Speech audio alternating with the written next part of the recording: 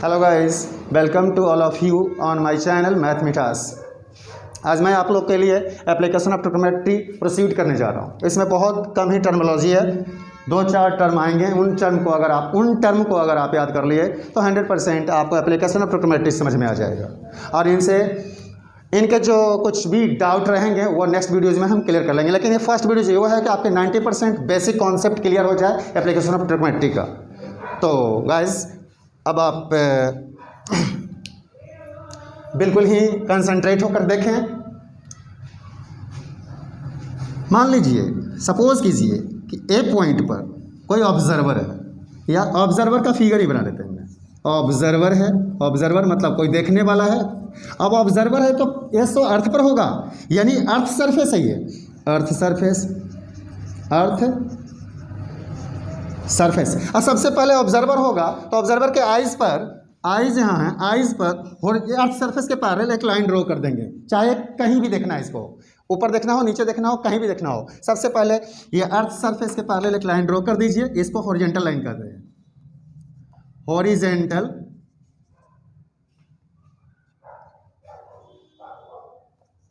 Horizontal line, horizontal line कहते हैं। Earth surface की जो पैरेलल लाइन होती है, आइज से जो खींची जाती है, उसको हम हॉरिजॉन्टल लाइन कहते हैं। और अगर आइज से अगर किसी स्टार को स्काई में देखना है तो आइज से जो लाइन जाएगा, आइज से जो लाइन हम ड्रॉ करते हैं उसको line of site, line of site कहते हैं, लाइन ऑफ साइट कहते हैं। लाइन ऑफ साइट और हॉरिजॉन्टल लाइन के बीच के जो मैग्नीट्यूड होते हैं, लाइन ऑफ साइट और हॉरिजॉन्टल लाइन के बीच के मैग्नीट्यूड एंगल बनता है। और इस एंगल को एंगल ऑफ एलिवेशन, क्या एंगल ऑफ एलिवेशन क्यों? क्योंकि इस ऑब्जर्वर को ऊपर देखना पड़ेगा, और अगर ऊपर में देख रहे हैं तो आपके आइज पर जो एंगल बनेंगे, एंगल ऑफ एलिवेशन। और अगर आप ऑब्जर्वर ही तो होगा, चाहे वो ऊपर में हो या नीचे में हो। अगर ऑब्जर्वर ऊपर में देख पा रहा है तो उसके आइज पर जो एंगल बनेंगे, एंगल ऑफ एलिवेशन होगा। और अगर ऑब्जर्वर ऊपर से नीचे की ओर देख रहा है और उसके आइज पर जो एंगल बनेंगे, एंगल ऑफ डिप्रेशन होंगे, जो मैं बता रहा हूँ, प्रोसीड कर रहा हूँ आप लोग के। मान लिया कि कोई ऑब्जर्वर इस पॉइंट पर है, कोई आदमी इस पॉइंट पर है, यहाँ इस पिलर पर है। ये क्या है? पिलर। या किसी घर का दीवार हो सकता है, किसी घर के छत पे ही हो सकता है, या किसी घर का छत हो सकता है, बिल्डिंग का छत, या पिलर हो सकता है, कुछ भी हो सकता है। और ये टॉप पे है, और टॉप से ये क्या देखना चाहता है कि हॉरिजॉन्टल सरफेस पर, ये क्या है? Horizontal surface. हॉरिजॉन्टल सरफेस पर एक ऑब्जेक्ट रखा गया है। ऑब्जेक्ट को कैसा भी ले लीजिए, ये मान लीजिए ए पॉइंट पर कोई ऑब्जेक्ट है यहाँ। अब वो ऑब्जेक्ट सर्कल टाइप का या स्फेयर टाइप का हो सकता है। स्फेयर टाइप का कोई ऑब्जेक्ट है, बॉल ले लेते हैं। ये बॉल है, इस बॉल को देखना चाहता है तो ये बॉल को देखेगा कहाँ से? अपने आइज से। और मैंने ये बताया था कि आइज से जिसे देखना चाहते हैं, इसका मतलब यहाँ ऑब्जेक्ट है। इस आदमी के लिए यहाँ पर ऑब्जेक्ट है, ऑब्जेक्ट को ये देख रहा है, तो इसके आइज से जो लाइन ड्रॉ किए गए, और एक्चुअली इमेजिनरी लाइन होती है, ये जो लाइन खींचे गए हैं, इस लाइन को लाइन ऑफ साइट बोलते हैं। LINE, line of site, line of site. Clear? Horizontal surface, horizontal surface तो ये है। हॉरिजॉन्टल सरफेस के पैरेलल आइज पर जो लाइन ड्रॉ करते हैं उसको हॉरिजॉन्टल लाइन कहते हैं। Horizontal, horizontal line, horizontal line horizontal surface के पैरेलल खींचे जाते हैं, यानी ड्रॉ किए गए हैं। This parallel to this. आंख पर एंगल हमेशा बनेंगे किनके किनके बीच में? आइज पर जो एंगल बनेंगे ऑलवेज बनेंगे हॉरिजॉन्टल लाइन और लाइन ऑफ साइट के बीच वाले एंगल। तो ये एंगल अगर थीटा है तो इस थीटा को ही एंगल ऑफ डिप्रेशन कहते हैं। Angle of depression, angle of depression कहा गया है। इस एंगल को ही एंगल ऑफ डिप्रेशन कहा गया है, इस वाले एंगल को। ये किसी बिल्डिंग के ऊपर में है, और बिल्डिंग के ऊपर से नीचे किसी रोड पे किसी बॉल को देख रहा है। ये ऑब्जेक्ट है। ये बॉल क्या है? ये ऑब्जेक्ट है। बॉल ऑब्जेक्ट है, ऑब्जेक्ट, ऑब्जेक्ट को देख रहा है, मतलब ये ऑब्जर्वर है। जो देखने का काम करता है उसको ऑब्जर्वर बोलते हैं। ऑब्जर्वर, ऑब्जर्वर किसी ऑब्जेक्ट को देखा, मतलब ये आदमी ने इस बॉल को देखा, बॉल को देखेगा तो आइज पर एंगल नहीं बनेंगे बल्कि एक रे जाएंगे, और वो रे इमेजिनरी रे, ये लाइन गया और आइज से हॉरिजॉन्टल सरफेस के पैरेलल एक लाइन हॉरिजॉन्टल खींचेंगे तो ये हॉरिजॉन्टल लाइन हॉरिजॉन्टल सरफेस के पैरेलल होती है, याद रखेंगे। तो horizontal line and horizontal line और लाइन ऑफ साइट के बीच के मैग्नीट्यूड एंगल, ये जो एंगल बने हैं ये थीटा, इस थीटा को ही एंगल ऑफ डिप्रेशन कहा गया। बस सिंपल सी बात है कि आदमी ऊपर में हो या नीचे में, मतलब इसको शॉर्टकट हम ऐसे कह सकते हैं कि एक आदमी है, मान लीजिए अ मैन है, और ये मैन क्या कर रहा है, हॉरिजॉन्टल सरफेस पर है, और हॉरिजॉन्टल सरफेस पर दो तरह से ही देख सकता है। एक तो हॉरिजॉन्टल सरफेस पर ही यहाँ पर कोई बॉल है इसको देख सकता है, या तो ये फिर स्काई में किसी स्टार को देख सकता है ऐसे। अब एक ही जगह इनको देख लें हम, या तो ये आकाश में स्टार को देख सकता है, ये स्टार, दो देखने की चीजें हैं। ऑब्जर्वर तो यही है, ऑब्जर्वर है ये, जो देखने का काम करता है उसको ऑब्जर्वर बोलते हैं, और जिस चीज को देख रहा है वो ऑब्जेक्ट है। तो ऑब्जेक्ट ये भी है, ऑब्जेक्ट, और ये भी ऑब्जेक्ट।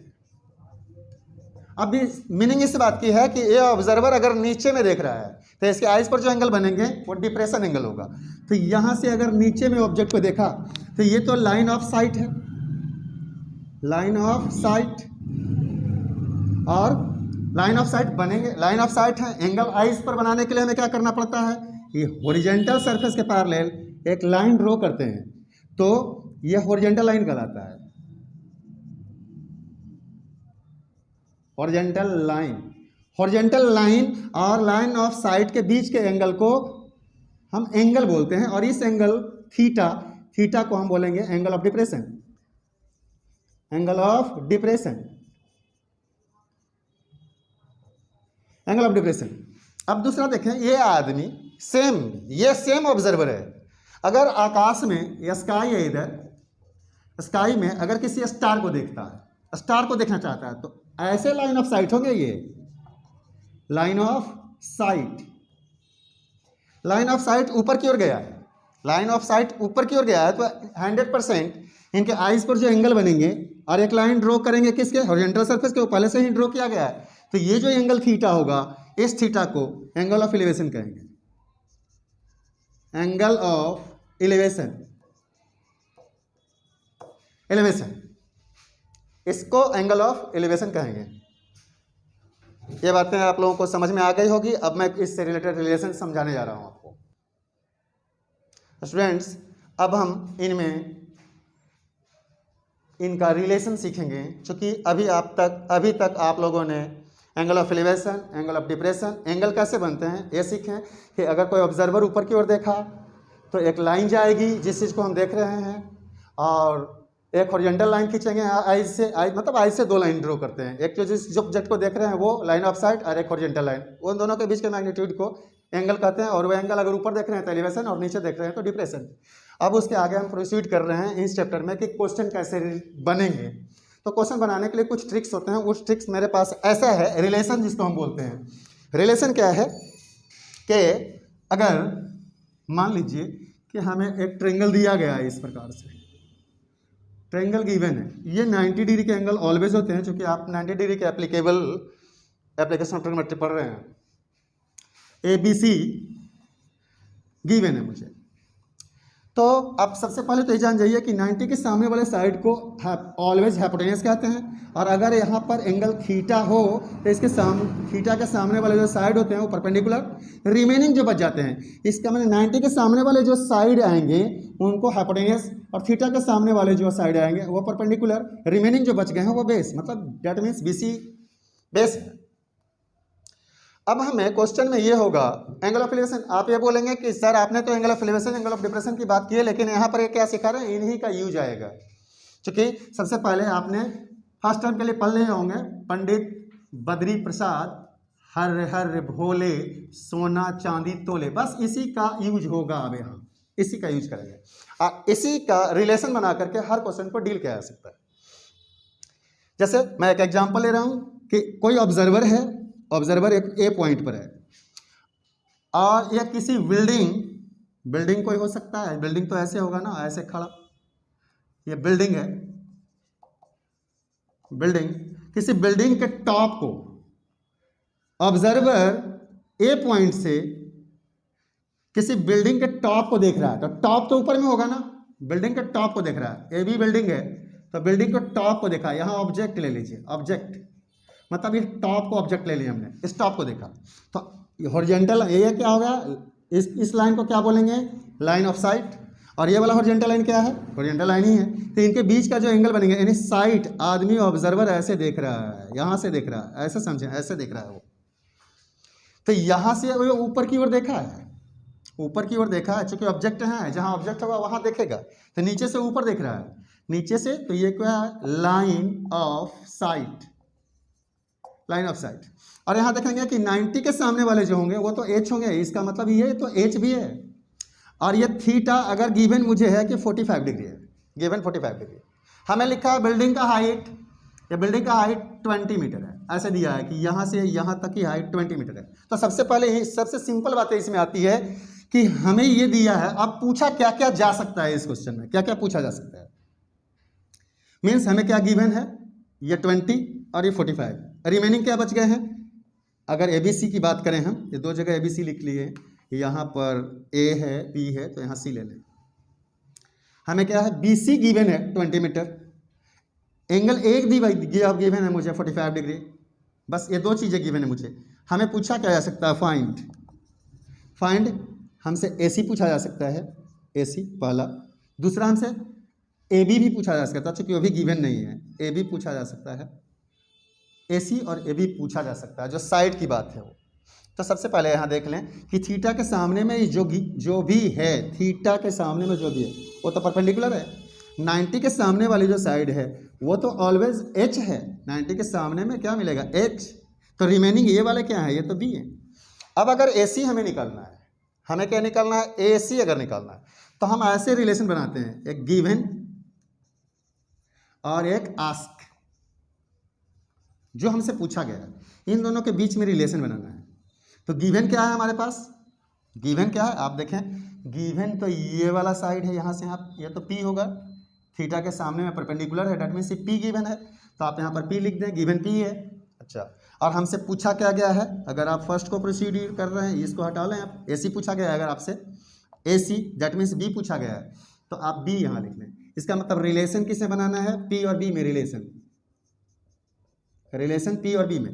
तो आप देखेंगे कि P और B में रिलेशन tan का होता है, यहाँ पर सभी जगह डिवाइड के साइन लगा दें, T for tan, इसका मतलब है कि हमें tan थीटा लेना पड़ेगा, P और B में रिलेशन जो होंगे, जो हमें गिवन है और जो हमसे पूछा गया, उन दोनों के बीच में रिलेशन निकालना ही हाइट एंड डिस्टेंस है, या एप्लीकेशन ऑफ ट्रिग्नोमेट्री के सम है।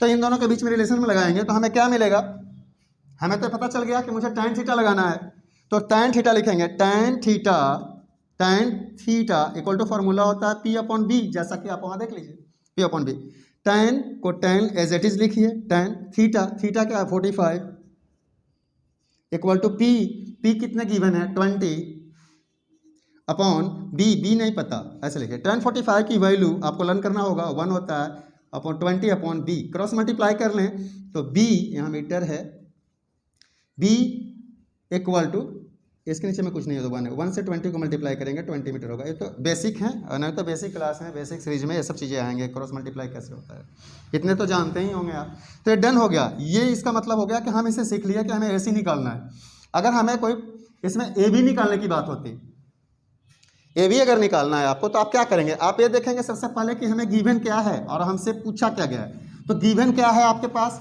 गिवन तो P है ना, थीटा के सामने में ऑलवेज क्या होता है P, थीटा जो एंगल है उसके सामने में P होते हैं, तो हमने लिख लिया यहाँ पर गिवन और यहाँ पर आस्क। ये बात बार बार आप लिखें, सीख जाएंगे कि गिवन क्या है, ये वाले दिया हुआ है, इसका मतलब थीटा के सामने में जो भी साइड आती है उसको परपेंडिकुलर बोलते हैं, मतलब P है वो। तो गिवन तो हमें P है, तो P लिख लिए, और हमसे पूछा क्या गया है, पूछा गया है AC, तो A यहाँ है और AC है। अब AB वाला निकालना था ना, अब AB लिख लीजिए, AB अगर निकालना हो आपको अब ये निकालना है, सेकंड पार्ट AB निकालना है। AB अगर निकालना हो आपको, तो AB यहाँ से यहाँ तक के लेंथ को क्या कहा गया, H, मतलब आपको एच निकालना है ऐसे। एक बार फिर समझें, थीटा के सामने में क्या गिवन है, थीटा के सामने वाले जो भी साइड आएगा उसको परपेंडिकुलर बोलते हैं। तो इसका मतलब है कि ये तो P है। अब P इक्वल टू हमें दिया हुआ था, गिवन था हमें 20 मीटर, तो मैंने लिख दिया कि P हमें गिवन है। और हमसे पूछा क्या गया है, हमसे पूछा गया है कि AB की लंबाई क्या है, यहाँ से यहाँ तक की लंबाई क्या है, A से B तक। तो हम देखेंगे 90 के सामने में ये AB आता है, इस AB के लेंथ को H बोला गया है। तो आप AB को क्या बोलेंगे, H। इन दोनों में रिलेशन किसका होता है, सिर्फ P और H में रिलेशन, यहाँ पर लिख लें रिलेशन। रिलेशन किसका है, अब P और H में रिलेशन यहाँ खोजिए, P और H में रिलेशन, S मीन साइन का, तो आप यहाँ लिख दीजिए कि रिलेशन साइन थीटा का होगा, साइन थीटा। बस ये अगर समझ गए आप तो आपका क्वेश्चन बन जाएगा। दैट मीन्स हुआ क्या, हमें साइन थीटा लेना है, तो sine theta equal to formula होता है P/H, साइन थीटा P/H। और साइन को आप साइन लिखें, थीटा आपके पास 45 डिग्री है, जैसा कि यहाँ गिवन है 45 डिग्री। और क्या है, P आपको पता है 20 मीटर अपॉन B, H आपको नहीं पता तो H लिखिए। साइन 45 की वैल्यू होती है 1/√2 equal to 20 metre upon H। Cross multiply करें ऐसे क्वेश्चन को, क्रॉस मल्टीप्लाई ऐसे, तो H को 1 से मल्टीप्लाई करेंगे तो H आएगा, H इक्वल टू 20 को √2 से 20√2 मीटर। ये हो गया डन, ये बन गया आपका क्वेश्चन।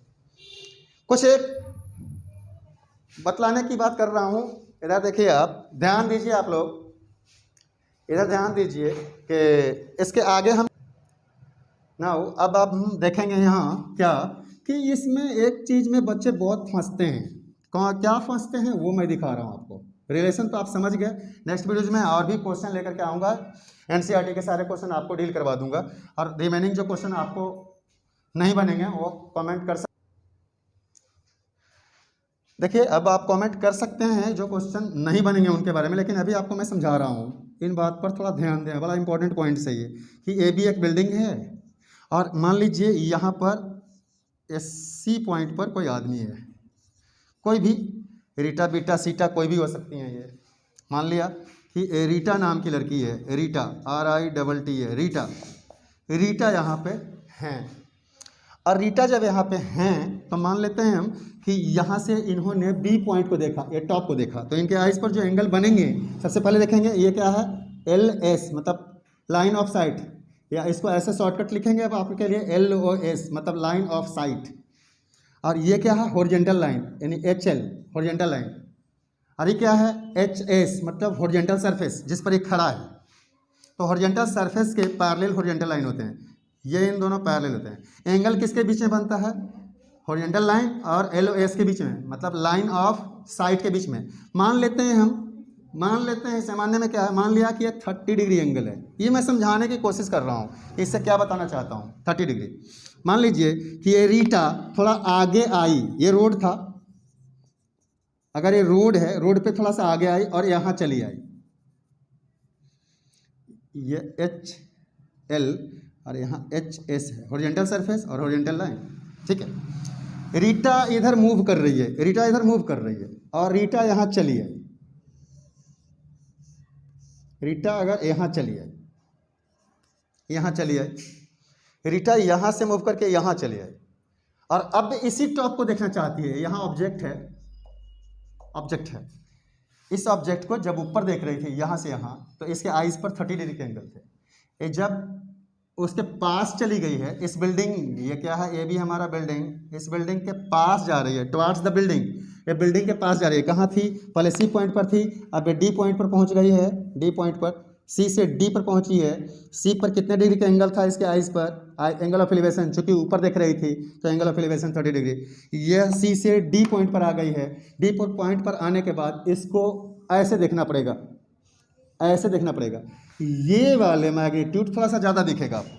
ऐसे दिखा रहा हूँ आपको कि ये दो पेन है हमारे पास, ये पेन के बीच में ये गैप है, और यहाँ पर हमें पास में जब गए हैं तो एक गैप को हमें बढ़ाना पड़ रहा है। ये हमें बता रहा है क्या, इससे हमें पता चल रहा है कि यहाँ पर एंगल यूँ इस प्रकार है, तो पास जाने पर यूँ इस प्रकार हो रहा है। मतलब हम जैसे जैसे टुवर्ड्स द बिल्डिंग जाएंगे, ये रीटा जैसे जैसे बिल्डिंग की ओर जा रहे हैं, पास जा रहे हैं, जैसे जैसे बिल्डिंग के पास जाएंगे इनके आइज पर एंगल बढ़ता जाएगा, एंगल ऑफ एलिवेशन इंक्रीज कर जाएगा। यहाँ 30 है तो यहाँ मोर देन 30 होगा, इसका मतलब 60 हो सकता है, 80 हो सकता है, 90, मतलब इससे कम नहीं होगा, इससे ज़्यादा होगा। मीन्स जैसे जैसे बिल्डिंग के पास आप जाएंगे, जैसे जैसे बिल्डिंग के पास जाएंगे तो आपका आइज़ पर जो एंगल बनेगा वो एंगल इंक्रीज होता जाएगा। आप देखिए यहाँ पर हैं सी पॉइंट पर, तो इनके आइज़ पर 30 डिग्री का एंगल है। यह डी पॉइंट पर चले गए हैं तो इनके आइज़ पर 60 है। और मान लीजिए ये ई पॉइंट पर आ गए,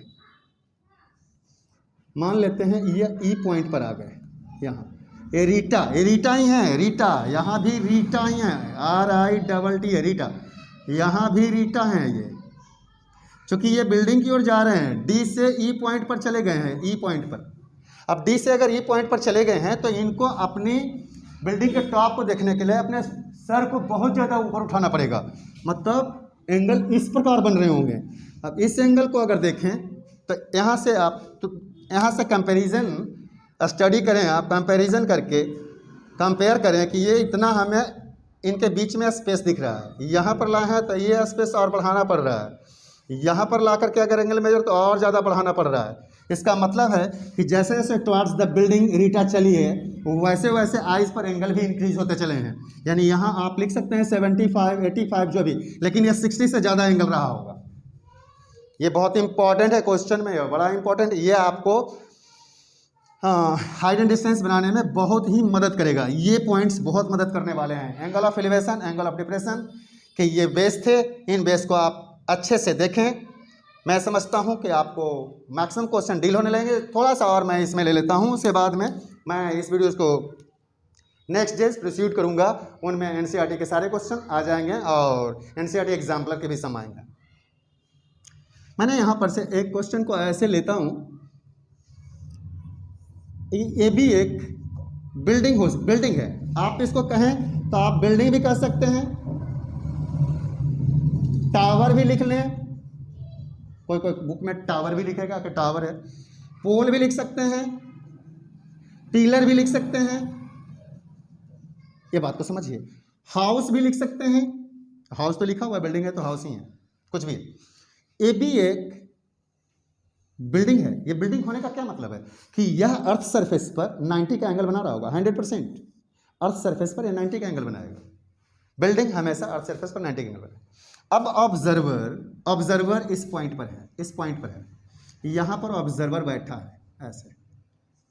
अब यह ऑब्जर्वर का काम क्या है, यह ऑब्जर्वर नीचे एक पॉइंट सी को, यहाँ पर एक ऑब्जेक्ट है, ये ऑब्जेक्ट है, यहाँ पर क्या है, बॉल है, ये बॉल क्या है, ऑब्जेक्ट को देखता है, यहाँ से ये देखता है ऐसे,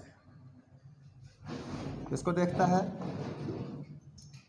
ये बॉल को देखता है। तो इसके आइज से जो लाइन आए हैं, इस लाइन को क्या बोलेंगे, लाइन ऑफ साइट। और मैंने बताया था कि आइज से दो लाइन खींचे जाते हैं, एक तो लाइन ऑफ साइट और दूसरा हॉरिजॉन्टल सरफेस के पैरेलल।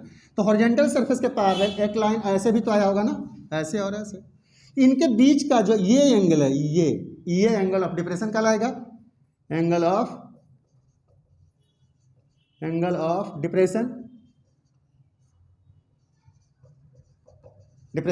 और ये एंगल अगर गिवन मुझे है 45 डिग्री, तो ये बात समझ लीजिए कि अगर ये लाइन का नाम भी दे देते हैं AB, यहाँ ABC, अगर यह है BC लाइन और यह AD लाइन ऐसा, तो AD लाइन BC के पैरेलल है, AD लाइन BC के पैरेलल है। अगर दो लाइन पैरेलल है तो 100% ट्रांसवर्सल होगी, पढ़े होंगे पहले, और ये एंगल अल्टरनेट एंगल इक्वल हो जाएंगे। ये 45 है तो ये 45 एंगल हो जाएगा, 45 डिग्री। क्लियर।